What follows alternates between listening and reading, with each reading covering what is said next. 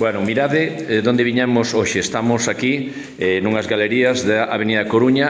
Vese perfectamente aí ao fondo a Avenida Coruña, e este é unha especie de remanso de paz. Aquí está María Vila, que acaba de abrir este espacio. Ela nos vai a comentar en que consiste. Xa vos adianto que vai de escribir, vai de caligrafía, pero María, que era de Lugo, eu creo que era de Lugo, estivo perdida en Ibiza 15 anos.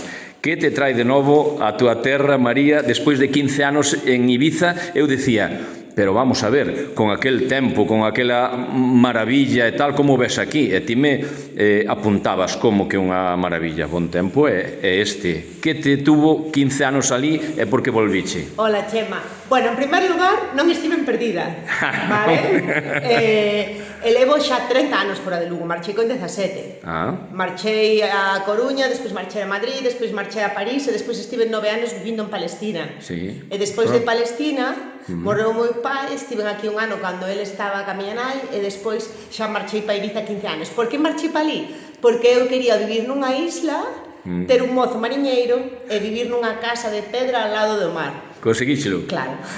Que ben. Entonces cumplirse ese desexo, pero eu non tiña nin idea de Ibiza, non sabía nada dela, o sea, da festa e todo iso, eu non sabía nada. Ali eu estive vivindo no monte, nunha casa de pedra do ano 1760, e bueno, e ali foi onde empecé a escribir de redacción, porque escribo poesía, tamén teño este libro publicado, que é El oficio de artista, como vivir del arte, e despois do ano 2017 comecei a caligrafía, que eu xa facía caligrafía, de feito, e hai un artigo nun periódico como o pai decía, se non che gusta a abogacía, dedícate a caligrafía con 28 anos.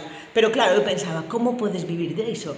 Pero ahora, cada vez máis, non, como non hai ninguén que faga boa caligrafía, pois semella que é algo que está revivindo, non? Mira, fíxate, a min o da caligrafía, eu pola miña idade, recórdame os cadernos Rubio. Xa, pero isto non ten nada que ver cos cadernos Rubio. Claro, é que outro día na inauguración, que estuvo genial, agradezco a toda a xente que veu, claro, pensan que a caligrafía é os cuadernos Rubio, pero es que a caligrafía é un mundo infinito, levamos 5.000 anos escribindo, e antes había protoescritura, como las runas, ou los celtas, esos símbolos que poñían a escritura cuneiforme, non? A escritura cuneiforme. Entón, decir que esa caligrafía é moi limitada. Por exemplo, en Japón, en China, para ser un verdadeiro erudito tens que saber facer unha boa caligrafía.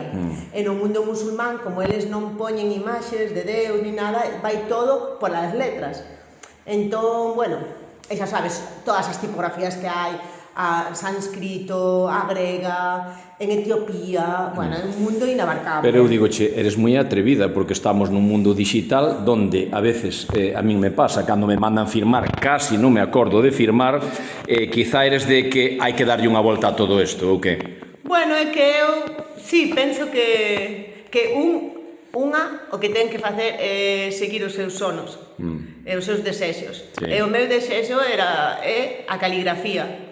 Entonces, bueno, penso que desexo máis traballo, pois se consiguen as cousas. Mira, tes aquí unha exposición que son, como lle chamamos eso? Son grabados? É caligrafía en sí? É caligrafía, sí. O que pasa que, bueno, pode chamarlle caligrafía artística, pero para mí caligrafía... Acercámonos un pouco máis para velo, sí. Artística é unha redundancia. Bueno, esta é unha colaboración con outro artista de Ibiza que se chama Carles Fabregat, que é el escultor e pintor. Entón, cando eu me encanso de algo e non me gusta, doulle a él, digo, a ver se o arranxas. E despois está todo inspirado en poemas, Lope de Vega, San Juan de la Cruz, utilizo tintas ecolóxicas como a nogalina ou a tinta china, e despois, por exemplo, hai moitos tipos de caligrafía, por exemplo, a caligrafía gótica, isto é un caligrama, a caligrafía gótica que ten máis de 800 anos, tamén é unha combinación entre gótica e expresiva,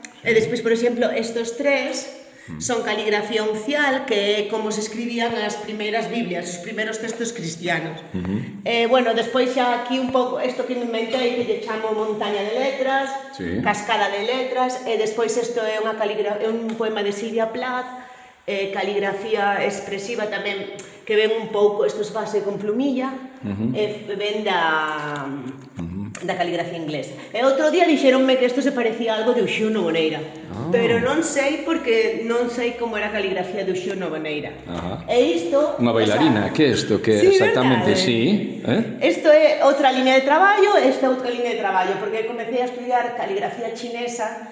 Estos son dos cadros que saíron dali. Moi ben. Bueno, que tes aquí outra obra que é caligrafía tamén, non? Sí, que caligrafía. Esta fixen nun taller con grafiti, e despois, bueno, é acrílico, pero isto é con grafiti e despois isto con pincel. Estou preparando para entregar porque está comprada. Ademais, con selo de calidade. Como se chama isto exactamente? Certificado de autenticidade. De autenticidade. Que é lo que garantiza que la pieza es única, auténtica, original. E se ti a queres vender, pois necesitas iso, porque senón a peza non vai.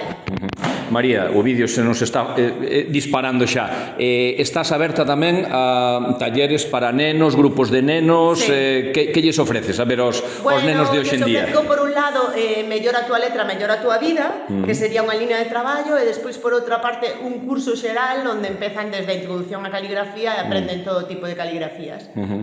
Pois que veñan, non? Ti, que horario tes? Bueno, os nenos vendrían pola tarde, cando queiran, a partir das 4:30, e logo polas mañás tamén estou aquí dende as 10. Mais ou menos é o mesmo horario que a librería Trama. Bueno, o teu retorno a Lugo ábrese un novo período, pensas ser feliz, eres feliz xa?